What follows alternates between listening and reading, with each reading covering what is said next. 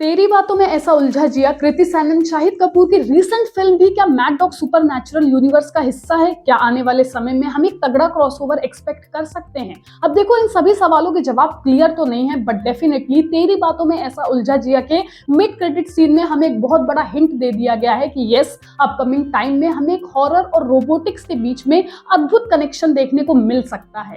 क्योंकि फिल्म के main character यानी आर्यन से लास्ट में मिलने आती है रूही, फिल्म की रूही यानी जानवी कपूर, और आते ही उनका आर्यन से पहला सवाल यही होता है कि देखो, प्यार व्यार के मामले में मेरी किस्मत बहुत ज्यादा खराब है, क्योंकि सब कुछ देख करके ऐसा लगता है कि इन रोबोट से ही दिल लगा लिया जाए, भाई इंसान तो दिल लगाने लायक है नहीं। और इसके जवाब में आर्यन रूही को कहता है कि देखो, या तो तुम एक परफेक्ट रोबोट चुन लो जिसके अंदर बिल्कुल भी फीलिंग्स नहीं है, या तो फिर एक इम्परफेक्ट इंसान जिसके अंदर बहुत सारी फीलिंग है। और इसके जवाब में जानवी कपूर कहती हैं कि मैं तो एक इम्परफेक्ट ह्यूमन बीइंग ही चुनूंगी। और इतने में कॉन्वर्सेशन खत्म करते हुए वो आर्यन को कॉफी डेट पर इनवाइट करती हैं। एंड ये सभी चीजें एक प्रेजेंटेशन, रोबोटिक्स प्रेजेंटेशन वाली जगह पर हो रही थी, जहां पर सिफ्रा भी मौजूद थी, और इन दोनों को कॉन्वर्स करते हुए देखकर उसे जेलस फील होता है। अब तेरी बातों में ऐसा उलझा जिया और रूही के इस क्रॉसओवर से हम साफ साफ अंदाजा लगा सकते हैं कि रूही और आर्यन दोनों ही बड़े प्यार में अनलकी टाइप्स लोग हैं। रूही, इन केस अगर आपको नहीं पता है, तो 2021 में आई एक मैड डॉग प्रोडक्शन हाउस की ही फिल्म है, जिसके अंदर रूही एक ऐसा कैरेक्टर है जिसके अंदर अफजा की आत्मा आती है,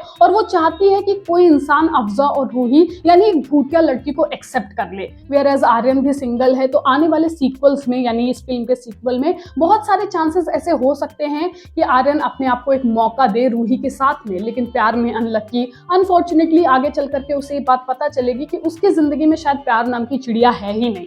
पहले जिसे वो नॉर्मल लड़की समझ करके प्यार कर बैठा, वो रोबोट निकली। अब वो जिस जाल में फंसने जा रहा है वो भूतिया है। एंड इन सभी के बीच में सिफ्रा यानी कृति सैनन का भी एक पॉइंट उठेगा, क्योंकि उसके अंदर से तो आर्यन की सारी मेमोरीज को डिलीट कर दिया गया था, फिर उसके बावजूद भी उसे रूही और आर्यन को बातचीत करते देख करके जेलस क्यों फील हो रहा है। एंड इसके कॉन्सिक्वेंसेस भी काफी अजीब हो सकते हैं कि क्या वो एक ऐसी रोबोट में डेवलप हो रही है जिसके अंदर फीलिंग्स जाग चुकी हैं। तो मैड डॉग सुपरनैचुरल यूनिवर्स में एक क्रॉसओवर तो होगा ही रोबोटिक्स और हॉरर का। क्या पता आने वाले समय में आर्यन ही रूही की मदद करे उसमें से अफजा को अलग करने की विद हिज रोबोटिक स्किल्स। क्या पता उसमें उसका साथ सिफ्रा भी दे। एंड ये हॉरर और रोबोटिक्स वाला जो सीन है वो कितना अच्छा लगेगा, इस पर तो अभी कमेंट नहीं किया जा सकता, क्योंकि डिपेंड करता है आप अपनी स्टोरी लाइन को कितने अच्छे से कैरी करते हो। ये जो आप मर्ज कर रहे हो, हर कोई कितना अच्छे से परफॉर्म कर पा रहा है, आप जो स्टोरी लिख रहे थे, जो विजन देख रहे थे, कि आप उसे अप्रोच कर पाए हो।